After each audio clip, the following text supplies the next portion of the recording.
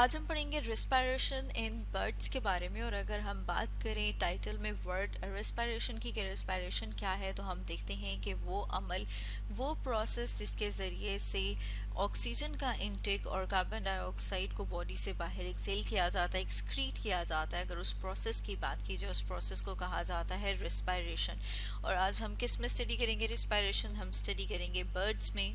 Further हम देखते हैं कि जो रेस्पिरेशन है उसमें अगर हम ऑक्सीजन के इनटेक की बात करें, तो हम देखते हैं कि ऑक्सीजन का इनटेक किया जाता है और उसको डिलीवर किया जाता है। मतलब ये कि उसको उस बॉडी के सेल्स तक पहुंचाया जाता है, ताकि फर्दर जो ऑर्गेनिजम्स हैं उस ऑक्सीजन को यूज़ करें। और किस लिए यूज़ करें? सेलुलर रेस्पिरेशन के लिए, और उससे फर्दर एनर्जी प्रोड्यूस करें। इसी तरह से हम देखते हैं कि सेल्स जो हैं वो डिफरेंट प्रोसेस के रिजल्ट में कार्बन डाइऑक्साइड गैस प्रोड्यूस करते हैं, और कार्बन डाइऑक्साइड गैस को बॉडी से बाहर रिमूव किया जाता है। तो ऑन द होल इस प्रोसेस की बात करें कि इसे क्या कहा जाता है? इसे कहा जाता है रिस्पायरेशन।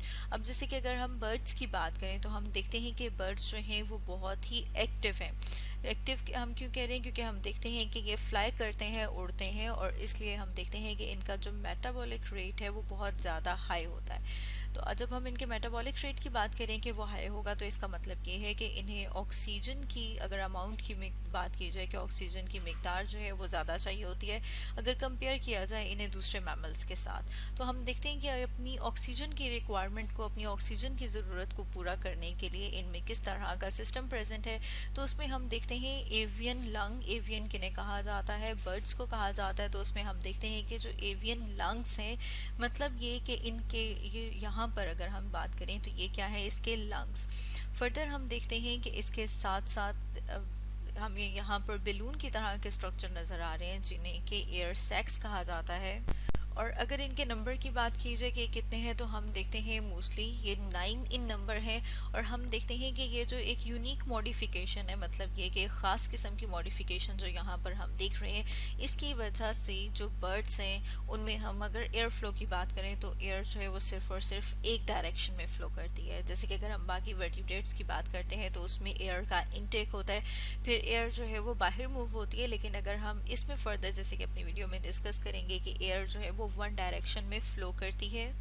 तो उसके लिए अगर हम साथ में एक और डायग्राम देखें, तो जैसे कि यहाँ पर हम बात कर रहे थे कि एयर का फ्लो यूनिडायरेक्शनल होगा। मतलब ये कि यूनिडायरेक्शनल फ्लो एयर का वो किस तरह से होता है, जैसे यहाँ पर हम डायग्राम में देख रहे हैं। हम देख रहे हैं कि जब बर्ड इनहेल करता है तो उसकी डायरेक्शन शो की हुई है कि एयर किस तरह से मूव करती हुई है।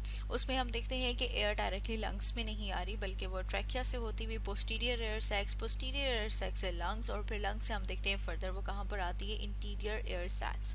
इसी तरह से अगर हम एक्सेलेशन की बात करें, तो उसमें हम देखते हैं कि ये जो एयर सैक्स हैं वो एम्प्टी हो जाते हैं, और जब वो एम्प्टी हो जाते हैं तो यहाँ पर जो एयर मौजूद थी वो लंग्स में। इसी तरह से हम देखते हैं कि यहाँ पर जो एयर मौजूद थी वो कहाँ पर आ जाती है? वो यहाँ से फर्दर बॉडी से बाहर उसको एक्सेल कर दिया जाता है। अब ये जो हम बात कर रही हैं कि यूनिडायरेक्शनल फ़्लो, तो हम देखते हैं कि यूनिडायरेक्शनल फ़्लो बर्ड्स में क्यों ज़रूरी है। तो उसमें हम देखते हैं बर्ड्स, जैसे कि हमने बात की थी कि उसे ऑक्सीजन की ज़रूरत ज़्यादा है क्योंकि उसका मेटाबॉलिक रेट हाई है। तो उसमें हम देखते हैं कि ये जो यूनिडायरेक्शनल फ़्लो है, इसकी वजह से ऑल द टाइम जो बर्ड्स हैं वो फ्रेश एयर रिसीव करते हैं। जबकि अगर हम दूसरे मैमल्स की बात करें, उनमें अगर हम फर्दर देखें, लंग्स प्रेजेंट होते हैं, और लंग्स में भी हम देखते हैं एयर की मूवमेंट कि वो किस तरह से होती है। जैसे हमने ऊपर बात की थी इन एंड आउट, उसके लिए हम साथ में एक और डायग्राम देख लेते हैं। जैसे कि यहाँ पर हम मेमिलियन लंग, और उसमें भी हम ह्यूमन की बात करें, तो उसमें हम देखते हैं कि उनमें, जैसे कि हमने पहले डिस्कस किया था, कि यहाँ पर नीजल कैविटी, उसके बाद हम देख रहे हैं ट्रैकिया है, उसके बाद हम देख रहे हैं राइट और लेफ्ट लंग है। इसी तरह से हम देखते हैं कि जो एयर है वो मूव करती हुई आती है लंग्स में, और फिर लंग्स से फर्दर कहाँ पर चली जाती है? वो वापस इसी तरह ट्रैकिया, और फिर नेजल कैविटी, और यहाँ पे जो नेजल ओपनिंग है वहाँ से उसका मतलब ये कि यहाँ से आउट मूव कर जाएगी। अब इसमें हम देखते हैं फर्दर कि यहाँ पर जो इसकी मूवमेंट है, क्योंकि वो बाई डायरेक्शनल है, तो उसमें क्या होता है, जब हम देख रहे हैं कि इनकमिंग एयर, जो कि एयर अंदर आ रही है लंग्स में, वो मिक्स हो जाती है यहाँ पर जो पहले से ओल्ड एयर मौजूद है। और फिर जब हम देखते हैं कि ये एयर यहाँ पर मिक्स हो जाती है, तो इसमें अगर ऑक्सीजन को हम कंपेयर करें तो वो उतनी ऑक्सीजन नहीं होती है जितनी कि फ्रेश एयर में मौजूद है। तो इस चीज़ को अवॉइड करने के लिए हम देखते हैं कि जो बर्ड्स हैं उनमें एयर किस तरह से फ़्लो करती है, यूनी डायरेक्शनल फ़्लो है, और उसकी वजह से हम देखते हैं कि ज़्यादा से ज़्यादा ऑक्सीजन अवेलेबल होती है और वो ज़्यादा से ज़्यादा ऑक्सीजन जो है वो डिफ्यूज़ हो सकती है ब्लड में। इसी तरह से अगर हम फर्दर बात करें तो हम देखते हैं जो बर्ड्स हैं, अगर उनके ब्रीदिंग की बात करें कि किस तरह से ब्रीथ करते हैं, तो उसमें हम देखते हैं कि उसके माउथ से भी ले सकते हैं, मतलब एयर का इंटेक माउथ से भी हो सकता है, इसके अलावा नॉस्ट्रल या जो नियर्स हैं उनसे हो सकता है। इसके अलावा हम देखते हैं कि जब एयर एंटर होती है, और उसमें हमने बात की थी कि जो एंटर होती है उसे क्या कहा जाता है, इंस्पायरेशन। इंस्पायरेशन जब होती है मतलब ये कि जब एयर का इनटेक होता है तो वो फर्दर एंटर होती है फेरिंग्स।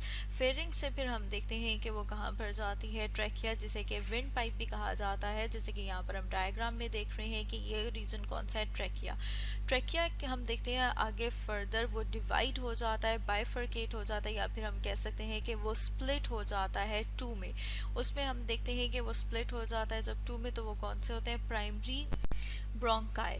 और ये जो स्प्लिटिंग है मतलब ये कि वो जो दो शाखों में हो रहा है वो कहाँ पर हो रहा है, इस रीजन में, जिसे कि साइरिंग्स कहा जाता है।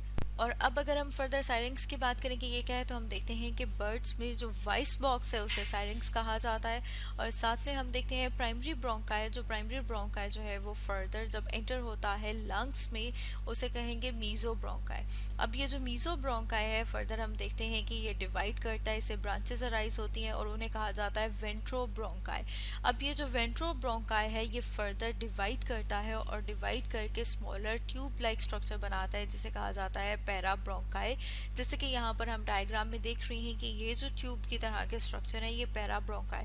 और यहाँ पर हम देखते हैं कि गैसेस का एक्सचेंज होता है, और वो एक्सचेंज किस तरह से होगा कि ऑक्सीजन फिर फर्दर यहाँ से डिफ्यूज करके चली जाएगी ब्लड में, और ब्लड में क्योंकि कार्बन डाइऑक्साइड की जो मिकदार है वो ज़्यादा होगी, तो फिर वो कार्बन डाइऑक्साइड की अगर हम बात करें तो वो कार्बन डाइऑक्साइड फिर वहाँ से कहाँ पर आ जाएगी, वो आ जाएगी इन ट्यूब्स में। और यहाँ से फिर फर्दर हम देखते हैं कि वो कहाँ पर आती है, वो एयर सैक्स में आती है। और एयर सैक्स में कौन से वाले एयर सैक्स में आती है, इंटीरियर एयर सैक्स में, और फिर वहाँ से फर्दर उसे बॉडी से बाहर एक्सेल कर दिया जाता है। तो स्टूडेंट्स आज हमने डिस्कस किया रिस्पायरेशन इन बर्ड्स के बारे में।